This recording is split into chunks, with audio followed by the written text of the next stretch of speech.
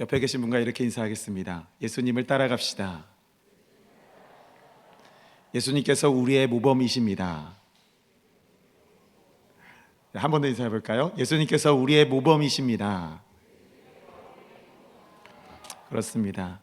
여러분, 우리가 모두가 예수님을 따라가며 또 예수 그리스도를 우리의 모범으로, 우리의 표본으로, 우리의 모델로 살아가는 우리 모두가 되기를 간절히 소망합니다.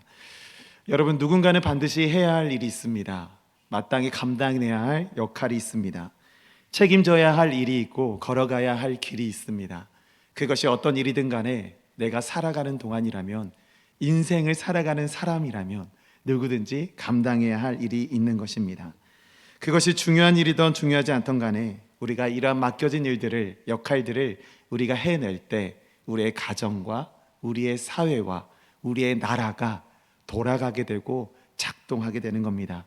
그 어느 누구도 역할, 그 사소한 역할이라도 감당하지 않는다라고 할 때 어딘가가 고장이 나게 되는 것이죠.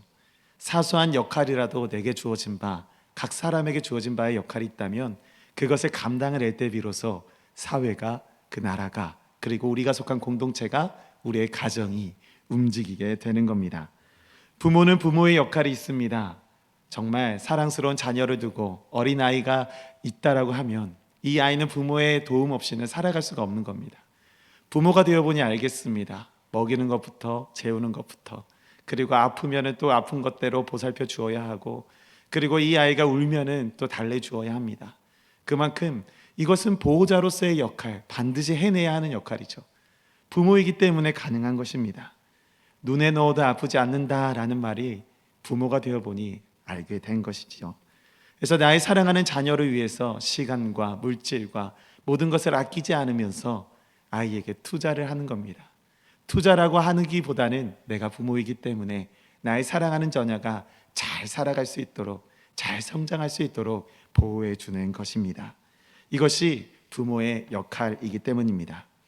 이와 마찬가지로 선생님은 선생님의 역할이 있습니다. 그리고 직장에서는 맡겨진 또 직장에서의 역할이 있는 것이죠.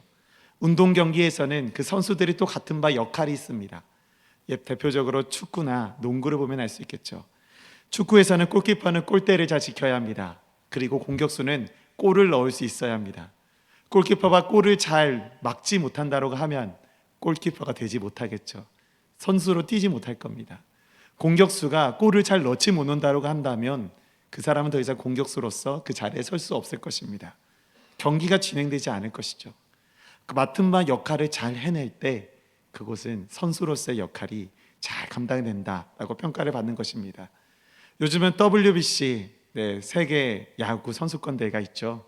근데 그곳에서도 투수는 공을 잘 던져야 하고 포수는 공을 잘 받아야 합니다. 야수는 타자가 친 공을 잘 받아내서 공을 잘, 그것을 막아내는 수비수에게 잘 던져줄 수 있어야 하는 그러한 종류의 역할들이 있는 것입니다.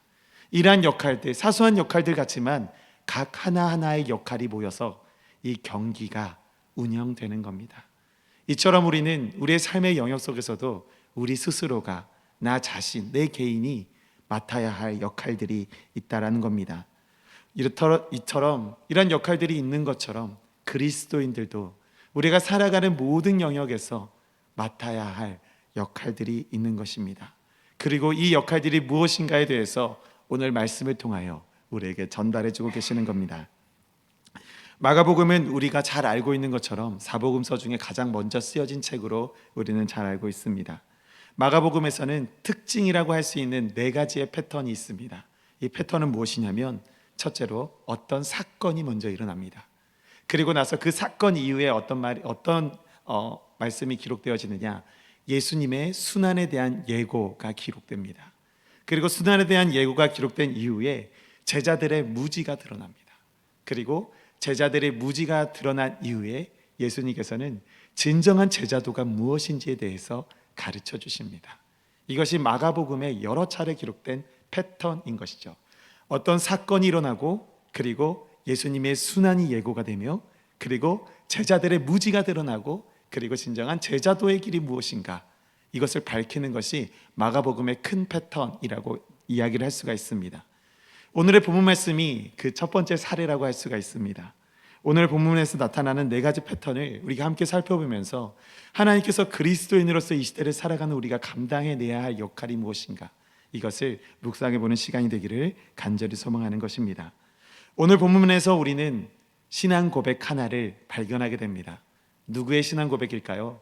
베드로의 신앙 고백이었습니다. 당시 예수님께서는 사역을 시작하신 후에 갈릴리와 여러 지방을 돌아다니시면서 하나님 나라를 전파하셨습니다. 그리고 아픈 이들과 고통당하는 자들의 위로가 되시고 많은 이적과 기사를 행하셨습니다. 그리고 그것을 많은 사람들이 목격하였습니다. 그런데 이상합니다. 많은 사람들이 그런 이적을 행하신 그 예수님의 이름조차도 잘 몰랐던 것이죠. 하나님의 아들이시라는 그 본질조차도 깨닫지 못했던 것입니다. 왜 그랬을까요? 예수님께서는 그 이름이 알려지시는 것을, 나타내어지시는 것을 경계하셨기 때문입니다. 알리지 말라라고 말씀하여 주셨기 때문이죠.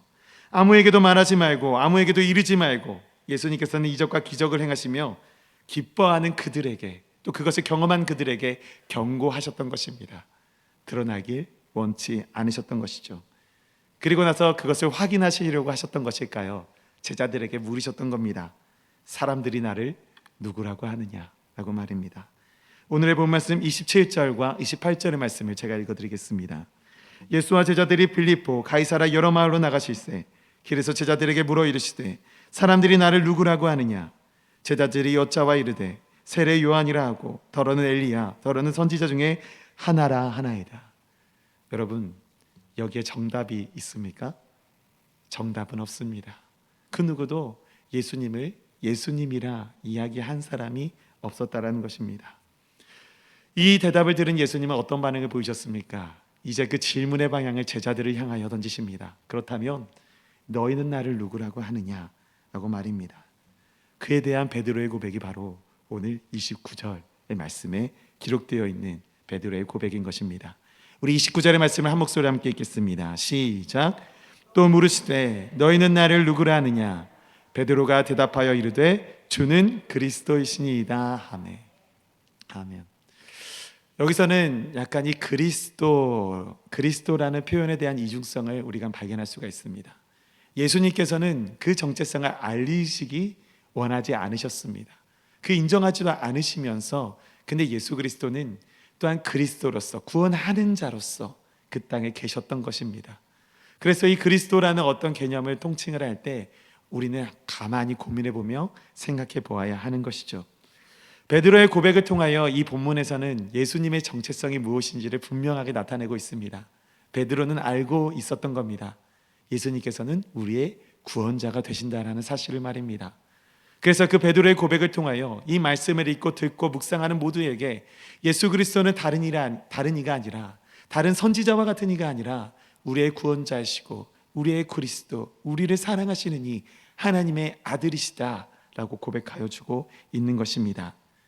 이것이 바로 오늘 일어난 첫 번째 뵀던 사건인 것이죠.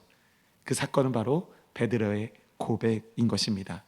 이 베드로의 고백이 첫 번째 사건이라고 우리가 생각해보며 계속해서 말씀을 묵상해 보길 원합니다.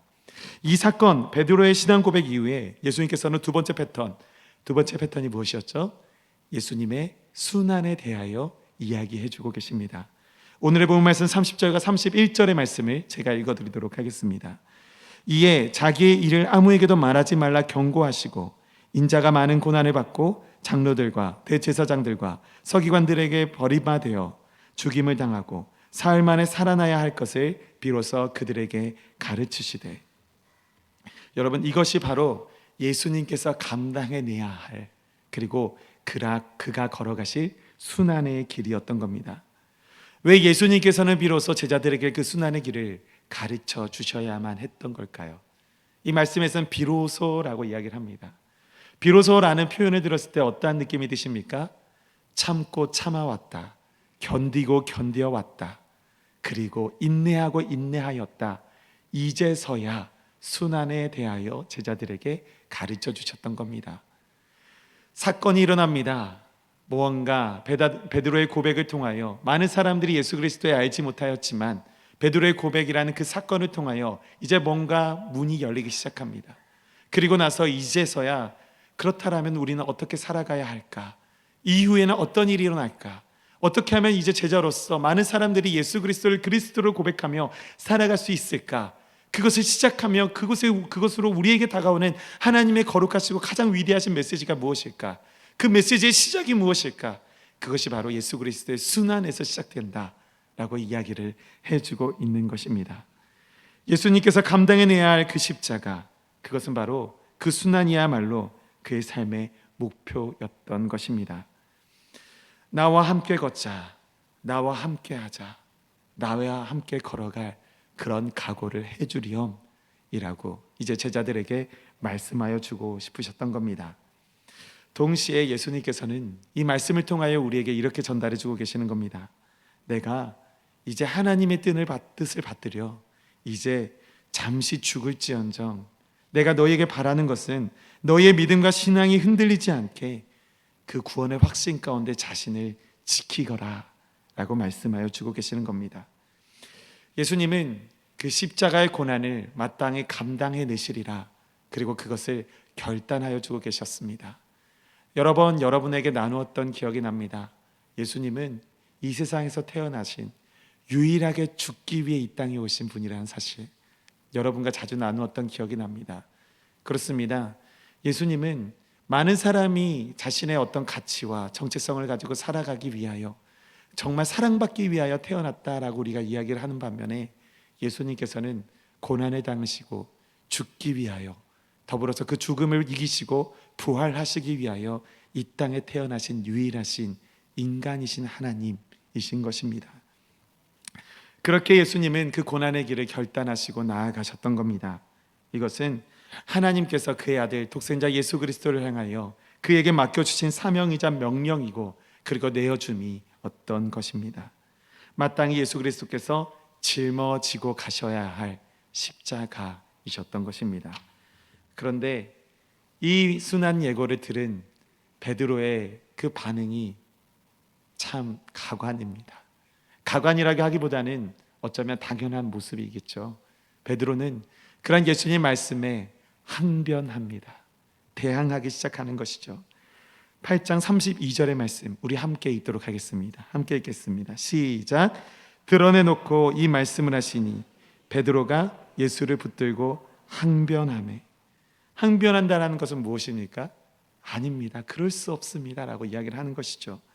주님, 그럴 수 없습니다, 그러시면 안 됩니다, 내가 주님을 지키겠습니다 라고 이야기를 하는 것입니다. 여러분, 만약에 정말 우리 가운데 내가 사랑하는 이가 정말 이제 죽음 가운데 나아가는 길이 되었다라면, 죽음을 선택할 수밖에 없는 길을 나서게 되었다라고 한다면, 정말 위험한 길을 나서게 되었다라고 한다라면, 그 소식을 접해들은 내 자신은 어떠한 결단을, 어떠한 말을 할 수밖에 없겠습니까?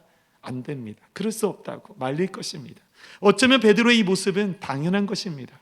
그러지 마십시오. 그럴 수 없다라고, 나는 주님을 포기할 수 없다라고, 주님께서 걸어가신 그 죽음의 길을 나는 쉽게 보내드릴 수가 없다라고 이야기하는 것, 어쩌면 이것이 사람으로서 당연히 보일 수밖에 없는 그러한 반응일 것입니다. 당연한 것이죠. 그러나 우리는 생각해 보아야 합니다. 예수님의 순환은 사람의 결단이 아니었습니다. 하나님의 계획이었다라는 겁니다. 예수님께서 선택하시고 결단하시고 순종하러 나아가셨던 그 십자가의 길은 신의적인, 절대적으로 하나님의 뜻 안에서 이루어진 일이었다라는 사실입니다. 하나님의 뜻에 따라 온 인류를 구원하고자 하신 그 아버지의 뜻을 받들어 짊어져야 할 십자가였기 때문에 예수님은 그 길을 걸어가셨던 겁니다. 베드로는 이 사실을 이해하지 못했던 것이죠. 단순히 인위적인 생각으로, 단순히 그가 가실 일이, 단순히 내가 사랑하는 예수님이 걸어가야 한다는 그 길이 고통스럽고 무디고 죽음의 길이었기 때문에 인간적인 마음과 아픔과 슬픔과 애통과 고통 어린 그 마음, 그 애통하는 마음이 견딜 수가 없어서 예수님께 항변하는 겁니다. 주님, 그러지 마십시오. 그런데 베드로는 바라보지 못했던 것이죠. 그 이후에 온 인류를 위한 구속 사역을 말입니다. 그 안에 내재되어 있는 하나님의 한량없는 사랑, 그 예수 그리스도의 희생의 그 사랑을 발견하지 못했던 것입니다. 그런 무지한 베드로에게 우리 주님은 이렇게 말씀하십니다. 무지했던 베드로, 이것이 세 번째 패턴으로 나타나는 말씀입니다. 오늘의 말씀 33절의 말씀을 제가 읽어드리겠습니다. 예수께서 돌이키사 제자들을 보시며 베드로를 꾸짖어 이르시되 사탄아 내 뒤로 물러가라. 내가 하나님의 일을 생각하지 아니하고 도리어 사람의 일을 생각하는도다 하시고, 베드로는 알지 못했습니다. 하나님의 그 섭리와 그 계획에 대하여 깨닫지 못했습니다. 무지했던 겁니다. 사람의 지식, 사람의 지혜에 대하여 무지했던 것이 아닙니다.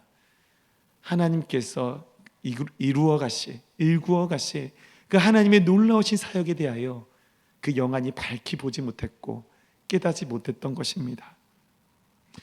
여러분, 예수님께서 말씀해 주신 제자도는 어떠한 화려한 것이 아닙니다. 정말 그 사역을 사람의 일로 오해하는 것에서부터 정말 우리는 어떻게 걸어가야 하나, 제자도의 길을 어떻게 살아가야 하나, 우리는 그 무지에서 벗어나 어떻게 하면 하나님께서 계획하시고 섭리하셨던 그 길을 따라갈 수 있을까라는 질문을 계속해서 던져보아야 하는 것입니다. 이런 제자의 베드로의 무지는 바로 하나님의 사역을 사람의 일로 오해하는 것에서부터 시작되었다라는 겁니다. 이제 예수님은 베드로에게 그리고 또 다른 제자들에게 그렇다면 너희가 따라가야 할, 나를 따라올 제자도의 모습이 무엇인지에 대해서 말씀하여 주고 계십니다.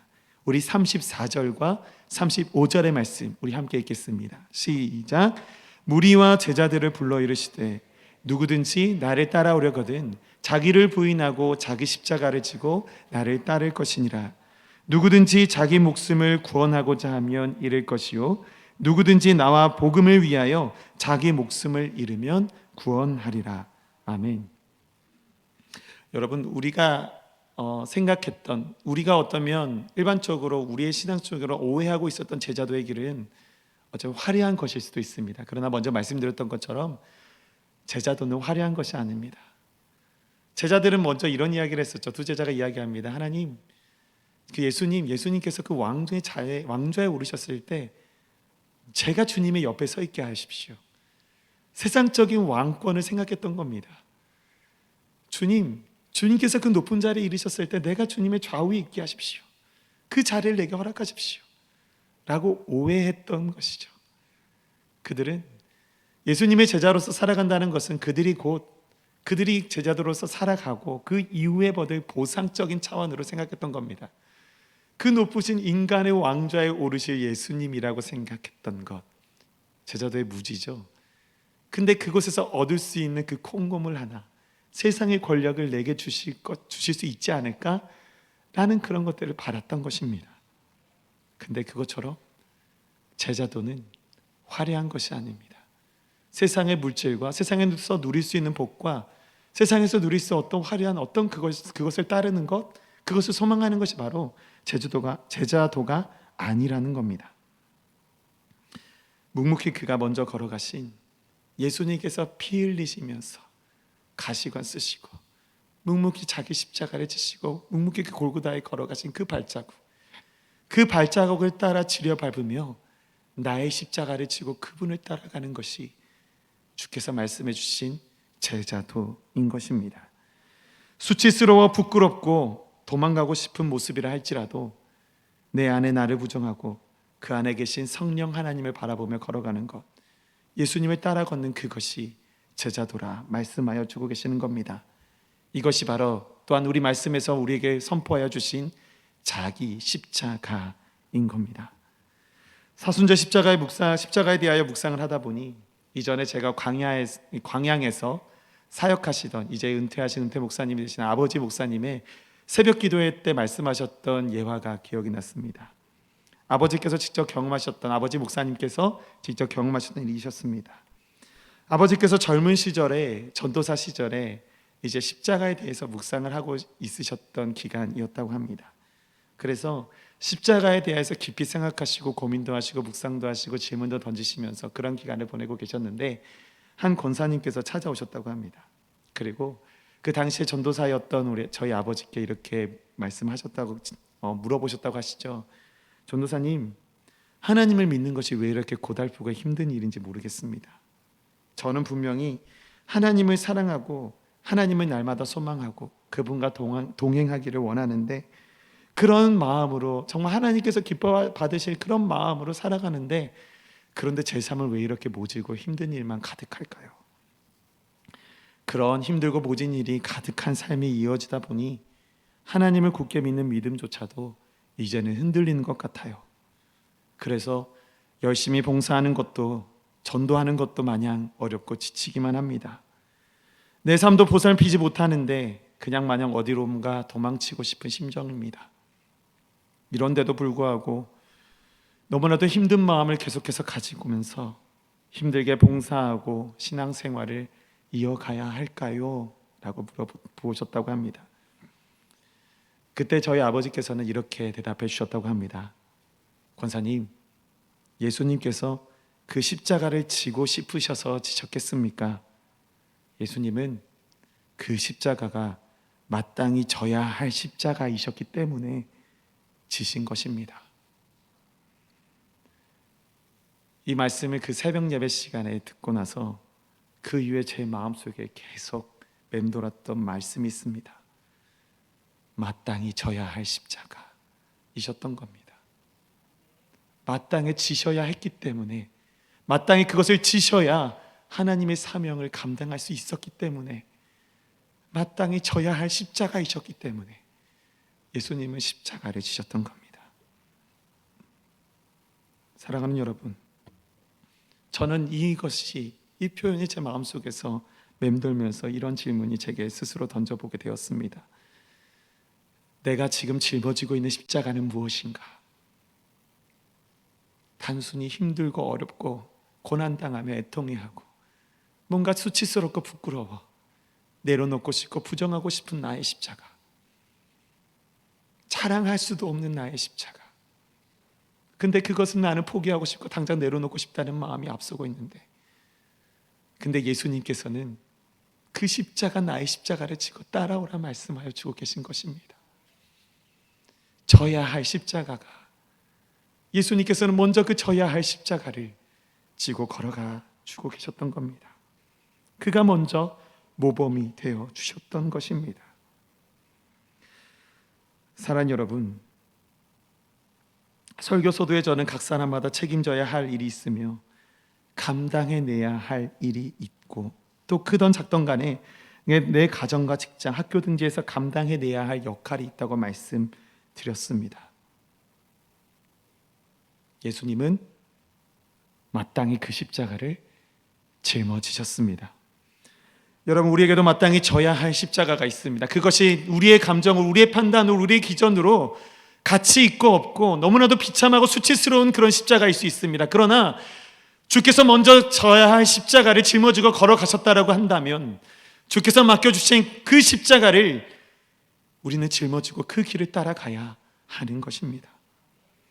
나의 고통이고 상처이고 내게 실망과 아픔을 주는 십자가, 그러나 먼저 주께서 선봉자로 먼저 걸어가셨고, 그리하여 그 길을 따라 걷기를 소망하는 우리에게, 또한 우리가 짊어지고 가야 할 영광의 십자가가 무엇인지 우리는 스스로에게 질문을 던져보아야 한다는 겁니다. 사랑하는 여러분, 우리는 이 시간 확단하고 결단하길 원합니다. 내게 주어진 나의 수치가 예수 그리스도의 그 이름 때문에 고난당하고 수치스럽고 손가락질 당하고 내가 짊어져야 할 십자가가 더 이상 수치스러운 부끄러운 십자가가 아니라 우리가 짊어져야 할 십자가, 영광의 십자가라는 사실을 우리는 인정하고 결단하며 짊어지고 가야 하길 소망하는 것입니다. 예수님은 본인의 십자가를 모른 채 하지 않으셨습니다. 예수님은 이미 그가 공생애를 십자가하기에 앞서 광야에서 40일 동안을 금식하시며 고난당하시며 시험당하시며 아무것도 먹지 않으시고 공생애를 준비하셨습니다. 그리고 십자가를 지시기 직전에도 겟세마네 동산에서 땀이 피로 변할 때까지 아버지 하나님께 이런 기도를 올리셨습니다. 주님, 가능하시거든 이 잔을 내게서 옮기시옵소서. 연약한 모습이셨죠. 힘들고 걷던 피하고 싶었던 인간적인 마음, 그런 모습을 보여주셨습니다. 그러나 그가 최종적으로 선택했던 것은 그것이 아니었습니다. 그 이후에 예수님께서 하나님께서 아뢰셨던 말씀 무엇입니까? 그러나 아버지의 뜻대로 하옵소서. 져야 할 십자가이셨기 때문입니다. 여러분, 우리는 기도해야 합니다. 우리에게 맡겨주신 우리가 져야 할 십자가를 가지고 우리는 기도해야 합니다. 튀르키예와 시리아와 파키스탄과 체첸과 예멘과 그리고 여전히 전쟁과 기근과 고통으로 당하고 있는 여러 가지 나라들과 그리고 그곳으로 나아가시는 선교사님들과 지연명 선교사님, 김상미 선교사님, 그 외에도 임광택 선교사님, 우리에게 여전히 기도 편지를 보내주시고 계신 그분들이 감당하실 십자가, 그들을 위해서도, 그 기도 제목을 위해서도 우리는 계속해서 기도해야만 하는 것입니다. 곤지암 교회가 파송 교회가 되었습니다. 이 또한 곤지암 교회가 짊어져야 할 십자가가 되었습니다.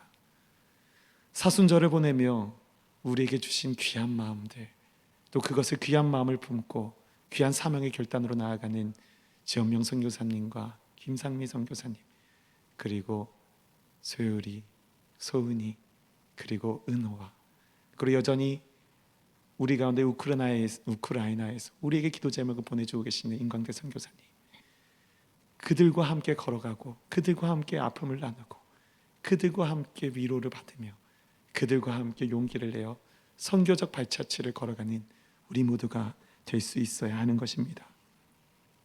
우리가 마땅히 져야 할 십자가는 멀리 있지 않습니다. 나의 나됨을 부인하며 예수 그리스도를 따르고 예수님과 복음을 위하여 생명조차 내어놓는 열심, 그리고 하나님의 그 뜻과 하나님의 그 구속하신 사역의 복된 소식을 자랑스럽게 여기는 우리 모두가 되어야 하는 것, 그것이 바로 예수 그리스도께서 원하시는 제자도의 길인 것입니다. 오늘의 본 말씀 36절부터 38절의 말씀을 제가 읽어드립니다. 사람이 만일 온 천하를 얻고도 자기 목숨을 잃으면 무엇이 유익하리요? 사람이 무엇을 주고 자기 목숨을 바꾸겠느냐? 누구든지 이 음란하고 죄 많은 세대에서 나와 내 말을 부끄러워하면 인자도 아버지의 영광으로 거룩한 처사들과 함께 올 때에 그 사람을 부끄러워하리라. 사랑하는 여러분, 우리는 예수께서 져야 할 십자가로 짊어지고 가셨던 그 십자가를 자랑스럽게 여겨야 합니다. 그것이 우리의 자랑이 되어야 합니다. 그분이 짊어지고 가신 그 십자가뿐만 아니라 우리가 짊어지고 있었던, 내 개인이 짊어지고 가는 모든 수치와 복음 때문에 고통당하고 복음 때문에 수치스럽고 복음 때문에 내가 부끄러워했던 모든 것들, 그 십자가를 자랑스럽게 여기고 나아가야 합니다. 이것이 우리가 짊어지고 가야 할 십자가인 겁니다. 하나님은 그 십자가를 부끄러워하는 자를 부끄러워하실 것이라 이야기하십니다. 그러나 그 십자가를 자랑스럽게 여기시는 자들을 자랑스러워 하실 것입니다. 시대가 힘들고 어려운 지금 우리는 하나님 앞에 전적으로 하나님 나라의 주권과 그가 일하심을 간구해야 합니다. 이것이 사순절 셋째 주간을 보내고 있는 우리의 결단이 되기를 간절히 소망하는 것입니다. 우리에게 져야 할 십자가, 그것을 발견해내시고 그것으로 묵묵히 따라 걸어가시는, 짊어지고 걸어가시는 저와 여러분 되시기를 간절히 소망합니다. 기도하겠습니다. 사랑해 주님 감사합니다. 하나님, 주께서 져야 할 십자가로 짊어지고 가신 그 십자가를 바라봅니다. 그리고 이 시간 또한 결단합니다. 주께서 맡겨주신 우리의 십자가, 내가 짊어지고 내가 져야 할 십자가를 지고 감사함으로 주를 따르는 결단이 있게 하여 주시옵소서. 이를 통하여 주님 영광 받으시고 하나님 나라 이루어가 주시옵소서. 주님께 모든 영광 올려드리며 살아계신 예수님의 이름으로 기도드립니다.